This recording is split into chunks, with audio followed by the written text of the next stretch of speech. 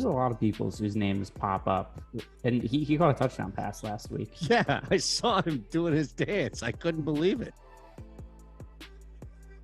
Oh my goodness. Second round.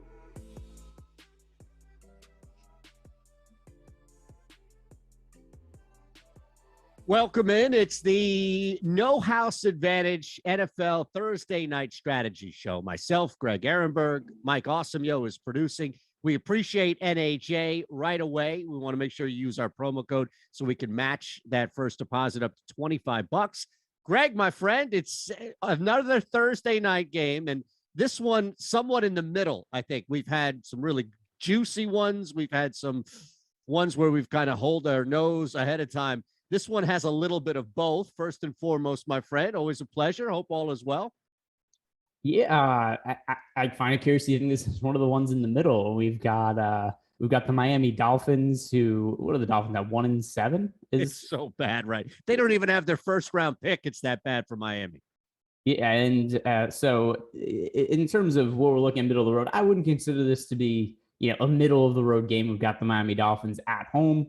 Taking on the Baltimore Ravens. I guess we could say any time that Lamar Jackson is involved in a football game, I always enjoy watching him. So we do have that entertainment aspect. Maybe we'll get Lamar Jackson to run for 150 yards against the Miami Dolphins. But of course, there is some injury news because we do have Tua Tagovailoa. He's listed as questionable to play. It appears he's a little more unlikely to play than actually end up playing, which is going to make some interesting discussions for No House Advantage because they have Jacoby Brissett in their player pool and not Tua. So we're going to have to talk about the ramifications of that. Right. And I think what we'll do is we'll start right away when we look at props and specifically at the quarterback spot. Mike will have it behind us, as you'll see. We'll build the 7 players that you can choose from across the board, 7 down to 1 as far as point value. And Greg will express some emphasize maybe how strong or confident he is on a play. It's a 7, that's a 6-pointer. If you're really looking to take advantage of that, or maybe 2-1 if it's just sliding it in. We have everything on site. I know, Greg, you'll be using it. We always use our own projections on Awesemo to kind of guide us right through the optimal lineup that they'll have right for you, especially in the NBA, where basically they're telling you what to play. All right, so let's look at the quarterback spot. You mentioned we'll put Lamar Jackson on the back burner for just a second because approaching it from Miami's standpoint, Jacoby Brissett is in here. No House Advantage is not going to add Tua. They're not going to take Brissett out.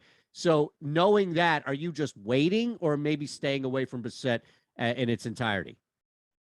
I mean, you don't have to submit your lineup now. And if you do, you could always edit it. So I think it's fine the other thing too is if you want to make a lineup now, you're going to end up editing it most likely for news at a later point in time anyway. So it doesn't really matter too much. It's same like people ask me sometimes in the morning, even NBA DFS slate. Hey, should I play Anthony Davis? Is LeBron James going to play tonight or something? Not something specific to this slate, but just kind of in general for basketball. And you could just wait. You don't have to make that decision right now. You could just wait to see what happens. And if you want to build your lineup now and edit it later, you could do that. Or you could just make your lineup after the news comes out. But there's no reason you have to make a decision on whether Tua plays or not right now. The numbers will lock in for Brissett and for everybody. So they're not moving by any means. So if you were looking at the idea, and again, everything is subject to change physically on the lineups. I get that. If you were looking at Brissett, he's at 230.5, 1.5 passing touchdowns, and a half of an interception. Do know that Baltimore's pass defense is probably the weakest, clearly, of everything going on for them. Any interest at all in Brissett? I mean, we've got 7 slots to play, so you don't have to play Brissett by any means. I think the over for interceptions makes sense. If we look at Brissett's numbers this year, he's thrown 4 interceptions to 5 touchdowns, and in the game that he's started as of late, he has thrown an interception. Last week, he threw 2 interceptions. The game he started before that, he threw an interception. Game against the Colts, he didn't throw an interception. So, all right. So overall, he's made 4 starts this year. He's thrown interceptions in 3 of them. So, with that, or 5 starts, and he's thrown interceptions in 3 of them. He's more likely to throw an interception than not throw an interception. We have him projected for 0.78 interceptions. So I think the over for interceptions makes some sense here. And then also keep in mind too, the Ravens are pretty significant favorites, even though they're on the road on a short week. So 7.5-point underdogs for the Colts. That probably means Jacoby Brissett is going to have to throw the ball a lot. And in his starts this year, he's thrown the ball 43, 39, 30, 49, and 40 times. If you're going to drop back to pass that many times, pretty good chance that one of them ends up getting picked off. How do you think the game goes just overall? We'll get to Lamar in a second, and then there's the juicy rushing prop we can kind of bounce through as we do each and every position each week here. But I'm just curious because you mentioned the line clearly, and it's factoring in either quarterback. I don't think that it's going to move the line significantly, if at all, if Tua plays. So I don't even know if that matters to you so much, the starting quarterback for Miami, as far as how you see this game play out Thursday night. Yeah, it wouldn't impact the spread for me. I think whether Tua starts, whether Brissett starts, right now we're expecting it to be Brissett, but it's just a guess with a quarterback who's 50-50 to play. I still think the line stays the same at about Ravens minus 7.5. Now, with that said, I actually do think the line is a little bit too wide because it's a Thursday night game, so it's a short week. There's always a little bit of added variance to these Thursday night games. So whenever we see a team that's, underdogs by 7.5, 10 points or something like that on a Thursday, I think it makes sense to bet on them if I was picking a side, especially if they're at home. So I think the Ravens are rightfully favored, and nobody's going to disagree with that. But I think maybe the line should be 7 or something as opposed to 7.5. So let's look at Lamar with kind of that in the backdrop, the breakdown that you kind of gave there in the backdrop. And we have the rushing prop to add. You can only play one guy. That's different down the line here as far as quarterback is concerned. You can only play one of these props. So you can't jam up passing yards and rushing yards. It's going to have to be one of the four. So I'll run through the four that we have for Lamar here for you, Greg. It's 260.5 in the air, 60.5 on the ground, 2.5 total touchdowns, rushing now included, total touchdowns, and a half interception. 2.5 total touchdowns. It's a high number, but we do know he's definitely in the goal line area, threat, 60.5 rushing yards. Anything jump out? Yeah, I would take the over for rushing yards there. We currently have Lamar Jackson projected for 77.66 rushing yards. There was a point in the season earlier where he was a little bit banged up. He was listed on the injury report as questionable at one point, and he had back-to-back weeks where he only carried the ball 7 times on the ground. The last 4 games, he's now carried the ball at least a dozen times in 3 of them. And the one that he didn't was a game where they beat the Chargers by like 30 points. So that was the game where I think that the only reason we saw him limit his amount of carries, just there's no reason to run into the risk of injury when you have such a big lead. So the other games around that, last week against the Minnesota Vikings, 21 carries for Lamar Jackson, rushed for 120 yards. The week before against the Bengals, 12 carries for 88 yards. Then you have the game against the Chargers where they won 34-6. They just didn't have Lamar run a lot. 8 carries for 51 yards. In the game against the Colts before that, 14 carries for 62 yards. That's so much groundwork for a guy like Lamar Jackson who averages over 6 yards per carry. So I feel pretty comfortable going to the over. I think that number for his rushing yards is too low. Yeah, he has the big play capability. To your point about it being, even if it's accurate at 7, it's still wide enough to where the Ravens should be somewhat in control, if not in control of this game. They're not just going to hand it over to Devontae Freeman. He's so integral, Lamar Jackson, in the run game, even when they're running the ball to get out, that, yeah, 60.5, I'm with you by all means. Anything else on there worth a mention, or are you locking into the rushing yards? I would just look at the rushing yards. Like you said, we can only pick one. We can't play the rushing yards and the touchdowns, passing yards all in the same line. We can only pick one prop from each player. And the one I feel best about is Lamar Jackson rushing yards. All right, let's move to the wide receivers here. We've got 3 to choose from, and only Hollywood on Baltimore's side, the 2 for Miami, Jalen Waddle, and incredibly Mac Hollins, who is an impact player in the NFL for a team, which I'm shocked to say, Greg. All right, let's start with Hollywood. We'll keep the Baltimore Ravens theme moving here. Marquise Brown, 70.5 receiving yards, 4.5 receptions. A little high for the receiving yards, but we know he has that. He is the big play capability, at least from the wide receiver position. 4.5 receptions, maybe a little tougher to get to. Any lean, if at all, with these 2 plays? Oh, Mac Hollins was only drafted in 2017. It feels like he was on the Eagles forever ago. See, and Mike here is also a fellow Philadelphia alongside with me. So you're just ripping a wound open unnecessarily here and dumping a pile of salt in it. But doesn't it feel like that was less recent that was a Yes, situation? that's what I mean. Like, I can't believe he's still in the league. And yeah, 2017 is 4 years ago, right? Or this would be the fifth technically. Yeah, it was just I thought it was like 10 years ago got drafted by the Eagles, but not the case.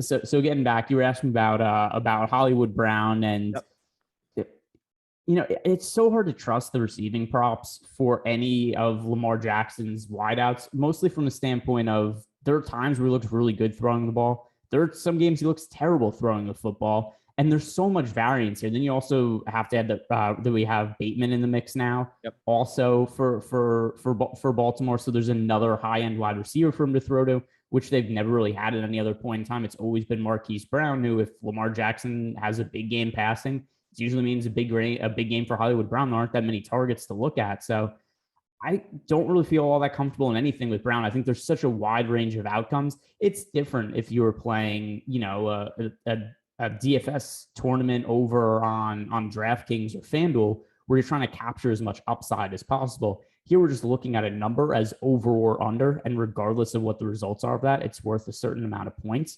So there is no benefit to playing Hollywood Brown and playing his over and being like, hey, he had 150 receiving yards for this purpose is the same as 70. So I think I just want to stay away from the variance of Brown. Yeah, I think you make a lot of sense there. And we see that each week with one or two players here where it's just not worth to touch the volatility by any means of what you can get. So from Marquise Brown, we'll move to Jalen Waddle, and a little bit of an easier number, maybe at 60.5 receiving yards. We know the targets should be there regardless of the quarterback. 5.5 receptions, I think, reflects that from No House Advantage as far as their receiving prop. Receiving yards at 60.5, Greg. Receptions at 5.5. Again, we don't have to play Waddle, but of the two wide receivers for Miami, I feel like I would be 100% more confident playing anything with Waddle.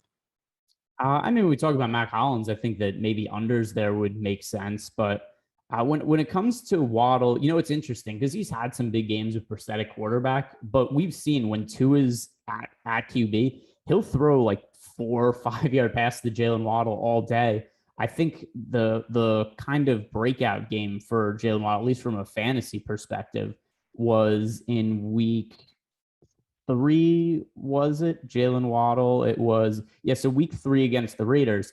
He was targeted 13 times in that game. But he only had 12 receptions for 58 yards.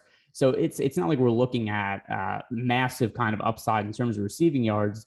But the Dolphins have shown times, especially when Tua is a quarterback, that they're just going to target Waddle a whole bunch. So I'll say over 5.5 receptions is a low confidence play just because the target share has been there a lot for him. Maybe a little more so if Tua is a quarterback, but even if Brissett's a quarterback, we're going to have to take some of these wide receivers somewhere, and I feel more comfortable with the over or on receptions than under for Waddle. I thought you were going to pull the cord if Brissett, because you made the point, and the data backs it, about how much more of a target or a friendly target Waddle is for Tua. So I didn't know if that would be enough to pull. But you're right. I mean, at some point we have to fill the thing up. So we'll keep it there. So the other thing too is there are sports books that have props out for Jalen Waddle's receptions, obviously, for tomorrow, and some of them have them listed at over under 5.5. Some of them have them listed at over under 6.5.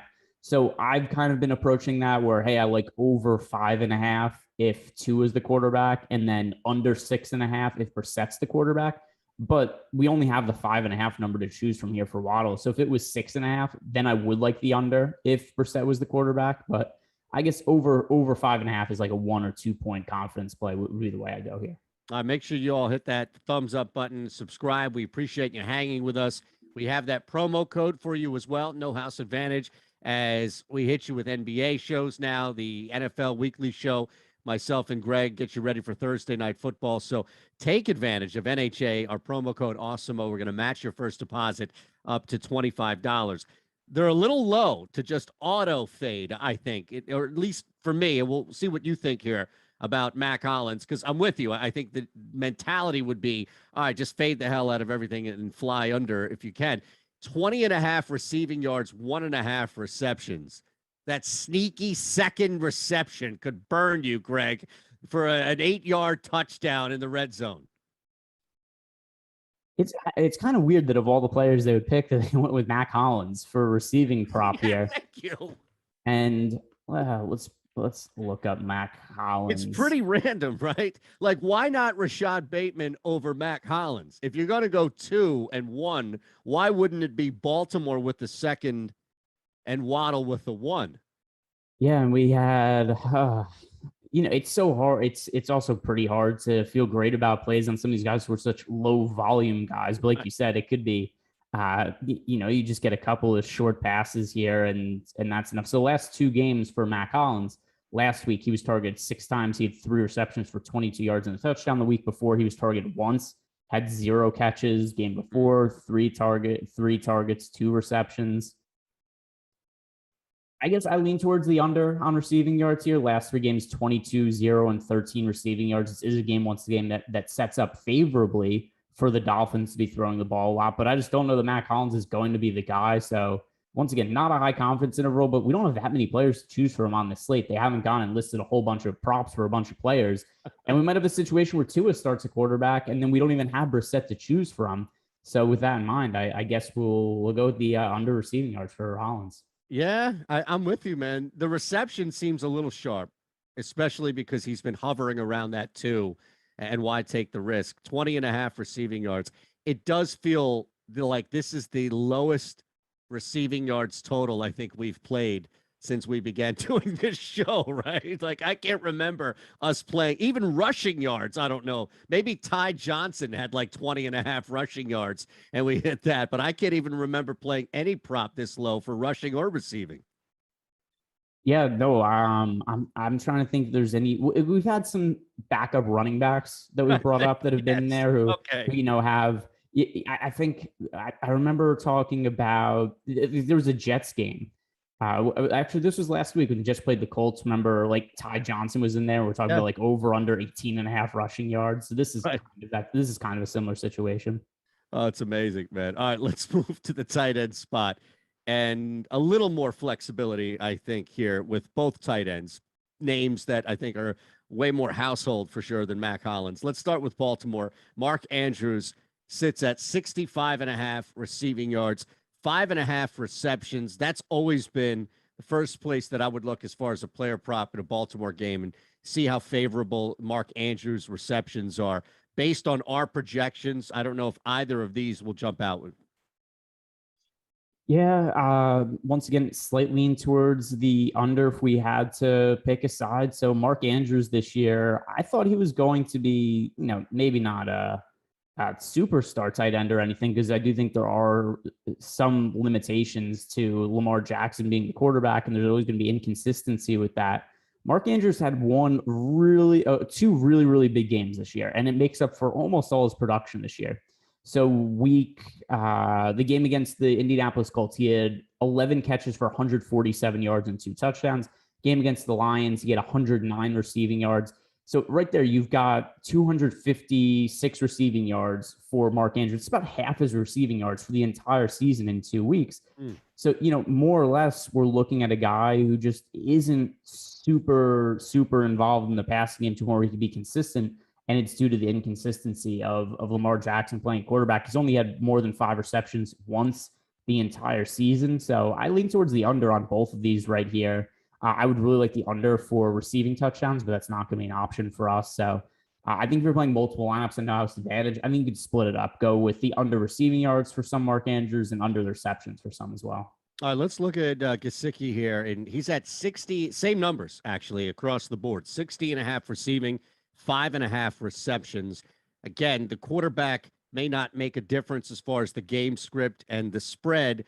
It may, as you brought up earlier with the wide receiver position, it may make a difference on how you play Gesicki. Yeah, we see when Tua plays quarterback, he does not target Mike Gesicki nearly as much as what Jacoby Brissett does. And if you look at the receiving yards prop right now and receptions, it's around what we have him projected for, though maybe the reception is a little bit high. We have Gesicki projected for 4.79 receptions, whereas that number is 5.5. So I feel good about the under on Gesicki just because that's a big number, but I feel really good about it if Tua is a quarterback. So lower confidence play if lower confidence play on the under if Brissett is the quarterback. But I mean, this would be like maybe a 5 or 6 point play for me on the under if Tua is a quarterback.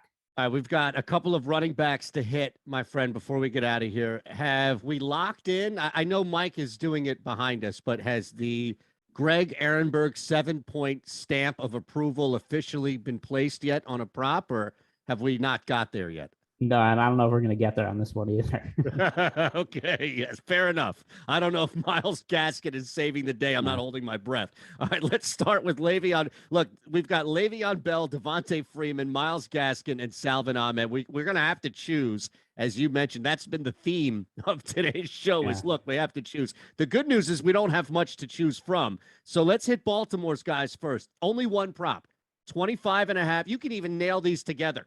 25.5 rushing yards for Le'Veon Bell, 30.5 rushing yards for Freeman.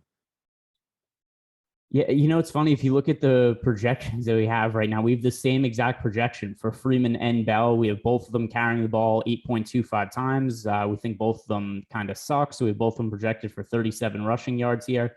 But with that said, if we're actually going to get the projected 8 carries out of Le'Veon Bell, which let me look to see how reasonable that is, then I think you'd have to feel a little bit better about the over on his rushing yards than the under. It's just such a low number for somebody who might get some touches. And yeah, I mean, the last 3 games, Le'Veon Bell, 11 carries, 5 carries, although 5 carries in game, they won 41-17. So there's no real reason to run the ball out with Le'Veon Bell. The game before that against the Chargers, the 8 carries. I don't think it's unreasonable to expect 8 carries at a Le'Veon Bell. So can we get more than, 3.5 yards per carry out of him? He's only averaging 2.9 so far this year, but it's a game script that favors running the football, and they carried the ball. He saw the ball 11 times on the ground last game. So I think we have to feel somewhat good about the over rushing yards for Bell. 26 total. That's what you need to hit that 25.5. So you're right. It's not a gigantic ask with volume, even somewhat anticipated volume. All right, a little bit more here. Ahmed, he's at 25.5 rushing yards, but Myles Gaskin has a little bit more. He has the 50.5 rushing yards and the half rushing touchdown. So I don't know if you want to just look at Gaskin, if there's any thoughts on Ahmed at the end.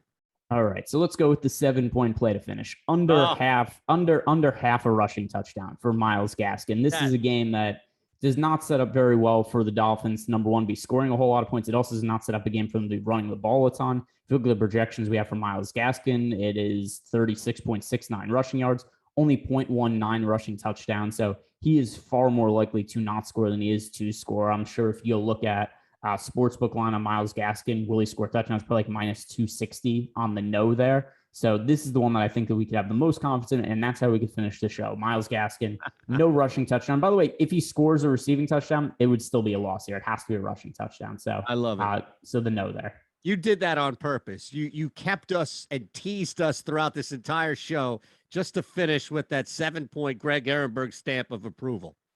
Yeah, that or we just got lucky. That was how the timing worked, and that's where we jumped off. I think so. That works. At Greg Ehrenberg, DFS, or G Ehrenberg, pardon me, right? I apologize. At Shander Show, for me, you would think I would get that. Thanks to Mike Awesemo for producing the show. Thanks to you all out there for hanging with us. Look, hit that thumbs up button if you haven't already, and make sure you're subscribed here to the DFS channel, the odds, the fantasy football channels as well. And that promo code, it's above my head for a reason. Take full advantage of it. Sign up, use it. Awesemo. We're going to match your first deposit up to $25. These contests are not expensive by any means. That 25 and then match to 50. You can jump in a bunch. We have NBA shows each week, the NFL show as well. Greg, my friend, I'll see you tomorrow, but in this case, I'll see you next week on the NHA show. Yeah, for sure. Later, Eytan. All right. Have a great night, everybody. Thanks for hanging.